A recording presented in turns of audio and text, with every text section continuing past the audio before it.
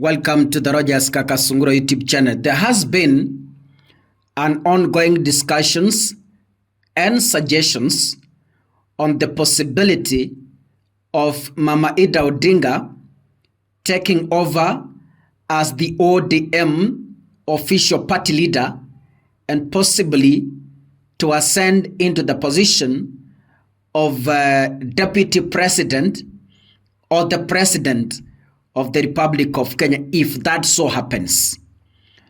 I have seen those discussions online and on media.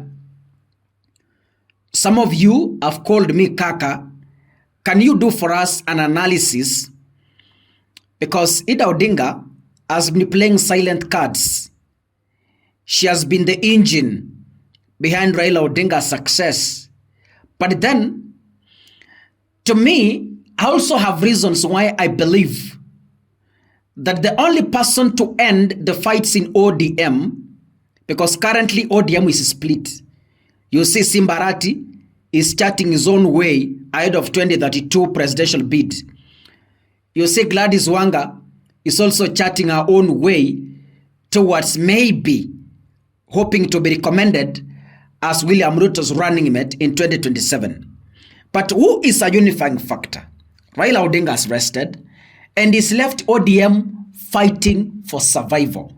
Who can become a unifying factor who is able to bring these boys together and girls? Sit with them. Because as it's true, Oburu Odinga has wisdom, but I've come to realize Oburu Odinga is very forgetful. You can tell him something today, next week, Monday, he is forgotten. Not his fault. Age is catching up with him. I've seen Junet Mohammed call him a Gen Z. It's okay. But Oburu Odinga, age is catching up with him. Now, can we entirely focus on Mama Ida Odinga?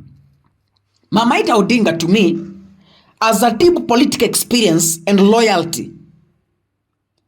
As the wife of the party's founder and long-term leader, Raila Odinga, she has been an insider and a pillar within the party structure and Kenyan politics for decades. You remember she was fired. You know, Ida Odinga is a teacher by profession. So when Moi fired her from the service, when she went to question on why the government was arresting her husband, Raila Odinga, Moi fired her from the service as a teacher. So since that time, for several decades, she has been around Raila Odinga managing politics. Yeah? She has witnessed from inside ODM's evolution, internal dynamics, and political battles firsthand. She has the information. And this gives her, to me, an unparalleled understanding of ODM's philosophy, membership, and national standing.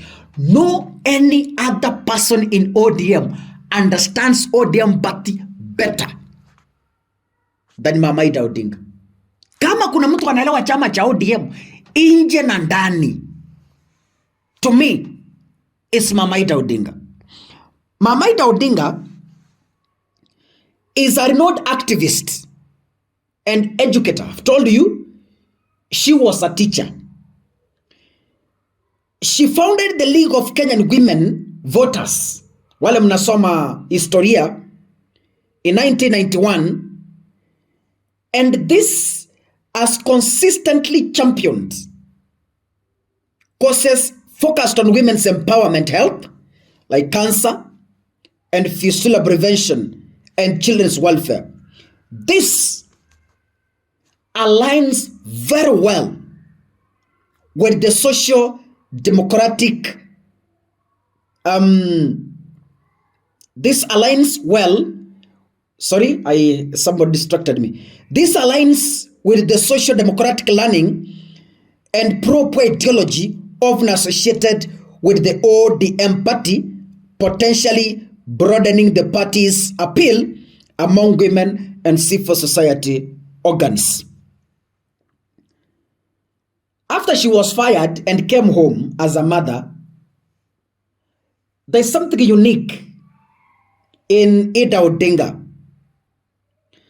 Her personal journey, specifically raising her children while her husband was a political prisoner. You remember Raila was detained for so many years. Ida Odinga was back at home taking care of the children, has made her a symbol of resilience and unwavering commitment to democratic ideals.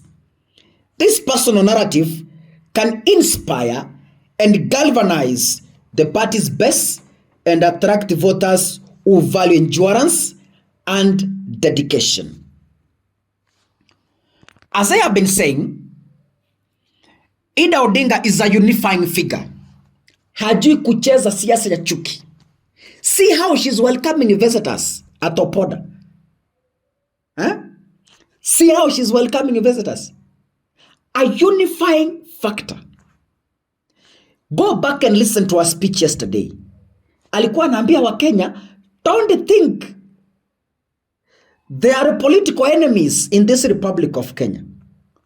Politicians are friends. The moment our young people grasp this, the post-election violence as you see around will come to an end. Given a long association with the party and her role as a matriarchal figure, she could potentially serve as a unifying force for various factions within the ODM, which I've already raised here. Bringing it together different political generations and regional interests. Her elevation to the position of party leader, to me, might be seen as a consensus-building move during a period of transition. There's something we call professional and business acumen. You know, Ida Odinga is a graduate. Ida Odinga si mtu amesomea ndani ya mahindi. She is not a woman Raila picked from the plantation, I don't know where. Ida Odinga, let me shock you. She holds a Bachelor of Arts degree. Nimekuambia she has been a teacher. Competent teacher. And when you listen to her, she was possibly mwalimu wa literature in English. She speaks.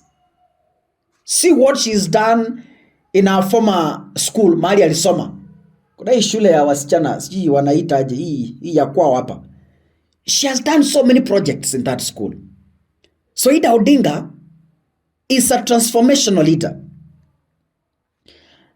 And with her experience as a teacher for over 2 decades, as well as being the managing director of East Africa Spectia, she demonstrates professional competence and business leadership skills, which are very essential for running a large political organization effectively.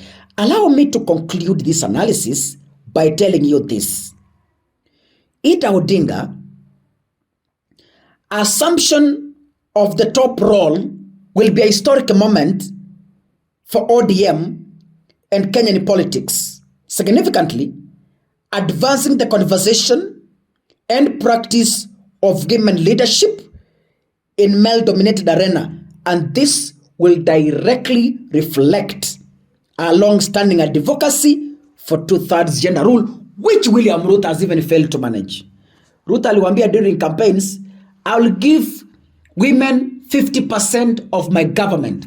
That has never been achieved up to date. Kumbe ilikuwa ni kitu ya kutafuta kura. Yeah?